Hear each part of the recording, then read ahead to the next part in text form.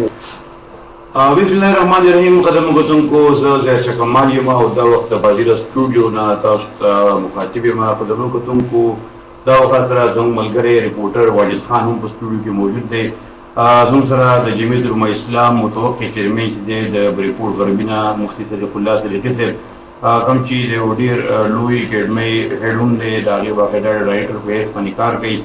او دوی سره به خبرې کوو چې یاره دوی په کم سینس باندې په کم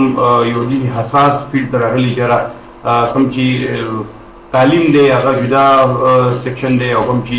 سیاست دی هغه جدا دی، نو چې دوی دې ته په کم نیت باندې یا په کم سوچ راغلي دي چې دوی سره به خبرې کوو. واجد خان د ټولو مخکې تا ته راځو چې بلجیات چې دي یقینا چې یاره په ریپورټ کې بلجیات ډېر زیات په شور زور سره روان دي. هر یو پارټي چې ده د هغې ورکرز چې دي د هغې چې کوم کارکنان دي هغه د شپې هم که تاسو وګورئ نو باقاعده فلیکس لګوي، پوسټر لګوي، خپلې جنډې لګوي او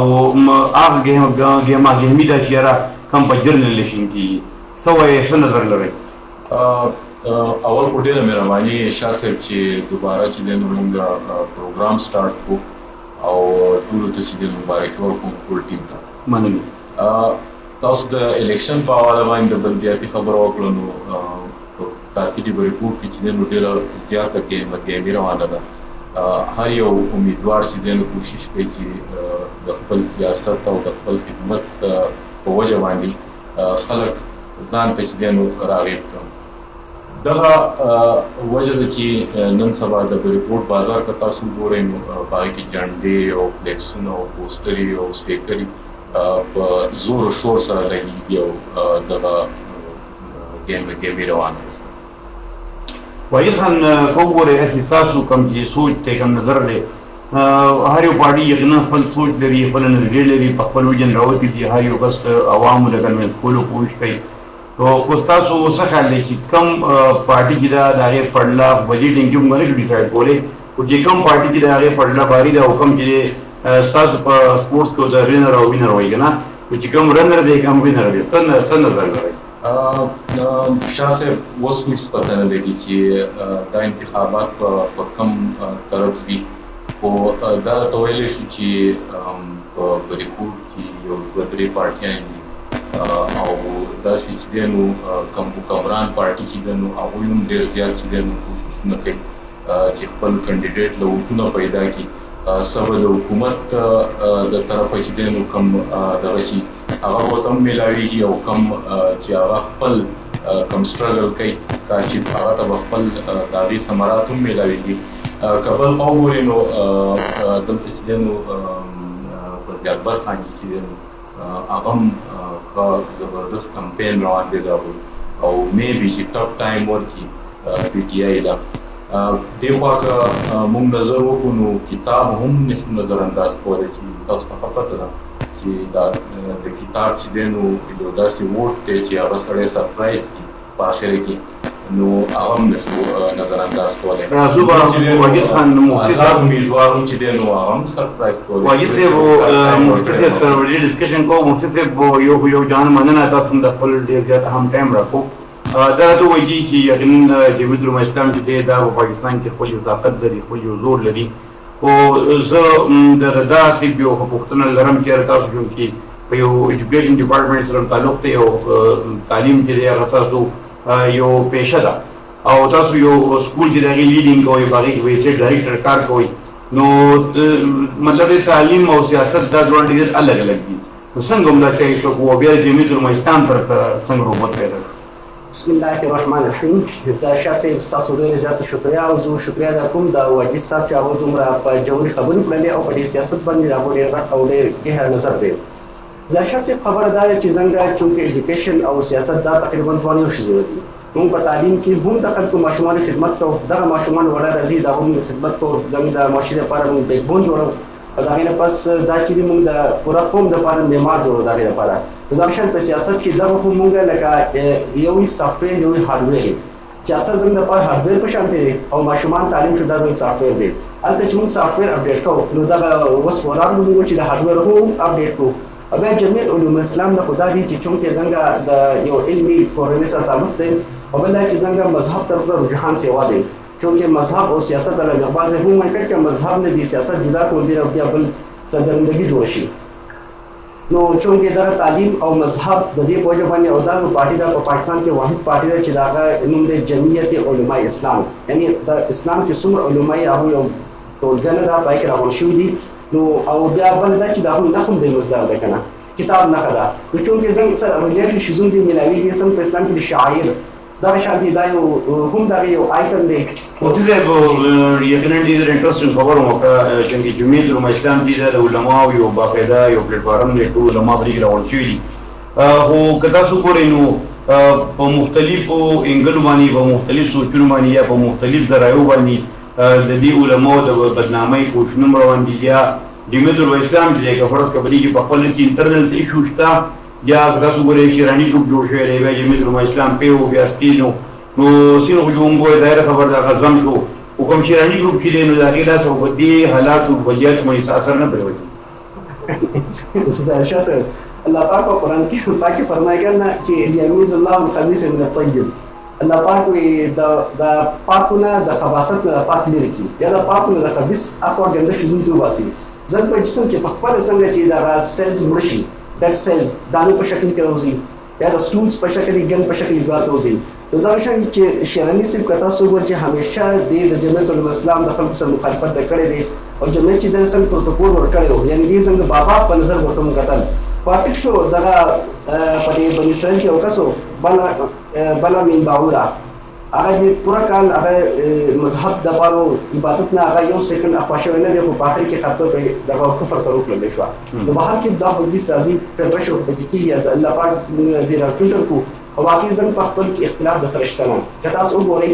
چې زم د پارټي کوم مشر چې دی یا زم کوم نظریه چې دا موږ هر پارټي ایکسپټ کړی دا او د جمهوریت نه او د مذهبي رواداري نه علاوه بل خبر نه کړی امن دا خبر همیشه کیږي که تاسو وګورئ چې په باندې هر چا حمله سم وکړه خو موږ جوابي کاروي په هغه وکړي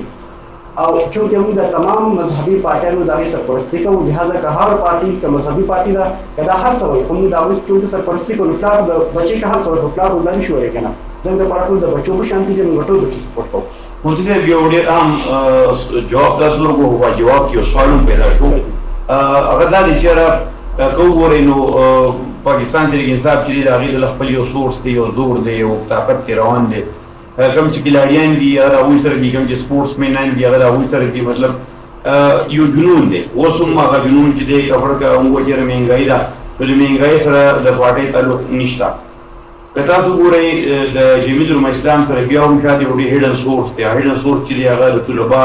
یا چې کوم طالب علمان په مرزوق د مدارسو کې سبق وایي او یا چې حفظ کوي یا درس قرآن کوي یا تجوید کوي دغه کسان چې دي دغه هیډن سورس چې دی هغه بیا شاید هم یو فیملي لري نو ستاسو څه خیال دی څومره ټف ټایم به ورکوئ تاسو مختلف پارټیانو ته زرشا صاحب تاسو خو د دې خبرونه ګواهي چې په 19 ضلعو کې الیکشن وشو په هغې کې موږ تقریبا 24 کتۍ سیټونه اخیستي دي خرمین سیټونه او په کېپیکې کې راټولونه ټاپ دا راغلي ده اوس خلک پوه شوي دي هغوی لکه یو بلبلې تاسو پوهېدلی که نه رنګینه بلبلې ډېر ښکلې ښکاري خو دننه صرف هوا ټس شي او ماته شي پکې جنون ډېر د کم حده پورې جنون دی لکه جنون د مهنګۍ خلاف به تر څو پورې سړي سترګې پټې کړي او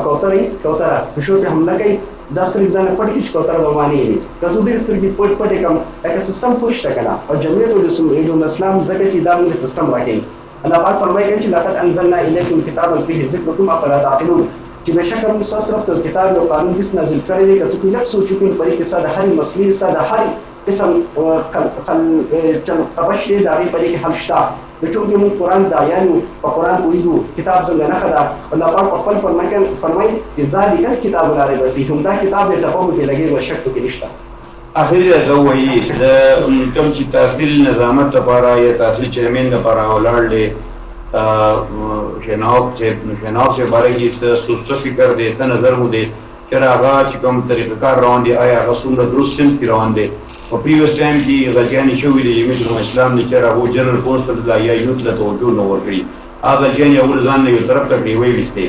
نو څه وایي چې دا جنرال کونسل به تاسو څومره فایده درکړي سر تاسو اصل ګورئ که نه دغه لیګي دوی لازم پاتې شو او دا یو 3% ماته دا خبر وکړله چې دې نه مخکې چېرته 2014 کې دا بلدیاتي انتخابات شوي په کې مختلف ناظمین راغلي او دوی په کوم ناظم وو یا مشرف په دور کې بیا د هغې نه پس خو په دې کې وو نو په هغې کې ډسکاور شو د آرمي پروجیکټ والا هغه دوی مختلف پروجیکټ ورکړلی او چې دا کارونه ناظمین ورکړلی شي په هغې کې بعضې ناظمین بلکې تقریبا ټول ناظمین ډسکاور کړو چې فن په خپل ختم کړو په هغې کې خود بود وکړلی شو او فن غایب شو دا لکه د 3% خبره ده بیا چې کله آرمي خلک راوغوښتل وي تاسو کوم ځای فن لګولې موږ ته رپورټ راکوئ او د هغې نه پس سروس سټارټ شوه نو دې خلکو خپل جایداد پسې خرڅ کړو او دوی هغه ورته منصوبو ته لږې برابرې کړلې واحد شاهنوار شاهین نواب صاحب و چې هغوی فن په خپل ځای لګولې او د خپل فن یې سیوا لګولې او په هغې کې دوی ته بیا سرټیفیکټ میلاو شوي دا ټول خبرې ګواه دي دا په ریکورډ او د غالبي خلک په دې خبرې باندې چونکې موږ کمپین چلو خلکو سره ملاقات کوو یقین ته چېرته ورشو شاهین نواب صاحب ته هغوی سترګې ټیټې ښه حساب موږ باندې دومره احسانات دي چې یو کس په خپل احسان مني عثمان رضی الله تعالی عنه ته چې مدینې و ابو سفیان دې دغه ته نه پرېښودل طواف ته نه پرېښودل نو دغه ورته ولیږي عثمان رضی الله تعالی عنه چې ته لاړ شه او د هغوی سره ملاقات وکړه ځکه چې ستا په مکې خلکو باندې دومره احسانات دي چې هغوی د شرم نه به تا ته سترګې مچتلی کړي نو شاه نواب صاحب په بعضې ځایونو کې په بلکې بعضې باندې زموږ سره 17 ویلیج کونسل دي په 17 ویلیج کونسل کې هغه هر کار نه میټینګ وکړو د خلکو سره ملاقات وکړو اجرې ته پکې لاړو او د هغې نه پس دی په هر یونین کونسل کې بیا فردن فیس کې په هر یونین کونسل کې دی دکاندار سره ملاقات کړی دی د غریب سره ملاقات کړی دی د هر کس تپوس کړی دی او هر کس یې ځان ورسوه خلکو موږ دا ریسپانس راکړو وجید خان مفتي صاحب خبرې تاسو واورېدې او یقینا چې جمعیت علماء اسلام چې دی د هغوی ته د خلکو رجحان چې دی موږ څومره سره وایي که وګورو نو خلکو رجحان کافي زیات دی تاسو ته وایي چې په دې ډین کې موږ ډیفرنټلی موږ دا نه شو هایلایټ کولی نه شو وینا کوم نه شو کولی چې کوم پارټي و فرنټ باندې ده کوم پارټي به بیک باندې ده خو ستا څه تجربه او ذهن څه وایي چې په دې ډین کې رنر وینر بیا خبره چې څوک کېدی شي غیر خبره ده چې د پارټۍ یو جوکاو یو زور خامخا وي شاهجي صاحب زه به یو ځل بیا ووایم چې د دې میچ هېڅ پته نه لګي د دې میچ هېڅ پته نه لګي ولې چې ټول څومره هم چې کانډیډیټس دي هغوی کوشش کوي چې مونږ چې دی نو په سو طریقه باندې چې دی نو خلک کنوینس کړو او خپل ووټ دی چې دی نو راضي کړو او ووټ راکړي خو په دې کې یو سوال بل دی سر چې نیوز دی او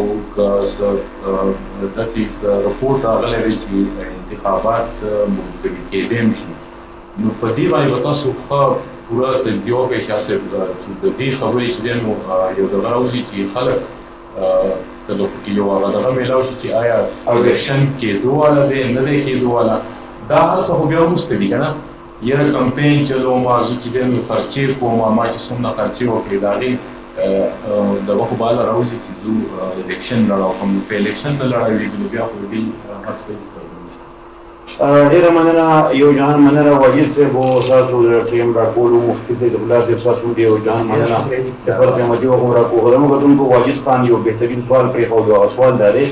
چې الیکشن کمیشن سایډ نه دا یو میسج جاري شوی چې کمپنیات چې دي د هغې د پوسټپون کېدو یا د کینسل کېدو خطرات کې خو باقاعده هغو د هغې تردید کړی دی ویلي کړی الیکشن چې دی هغه په خپل مقرره وخت باندې کېږي نو چې ډېر قسمه رومرز چې دي په هغې باندې تاسو باقاعده توجه مه ورکوئ زما خو ذاتي خیال دا دی چې یاره الیکشن به هم کوو پارټیان به هم کوو ویمې هم پکې راځي جنګ جګړې هم پکې راځي خو په کار ده چې خپل ورولي په یاري دوستي د هغې نه پکې نه وځو که موږ وګورو نو پارټي د هر چا خپل یو نظریې په هغه پارټۍ په سوچ باندې هغه پارټۍ سره هغه لګیا یې منډې تړلي وي خپل هلې ځلې کوي او د هغو کوشش دی چې زموږ پارټي کې دا بړ سره اقتدار راشي او د نورو پارټو نه ښه کردار ادا کړي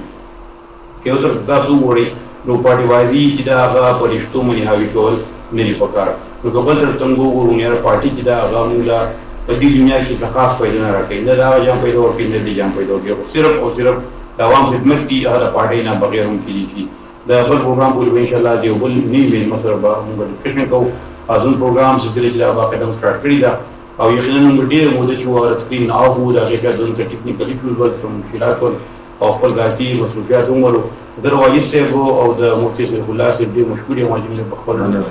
پروګرام کې زموږ سره شرکت وکړو خپل قیمتي وخت یې راکړو په دې وخت د خپل پوره پروډکشن ټیم کې زه غواړم د لوی الله په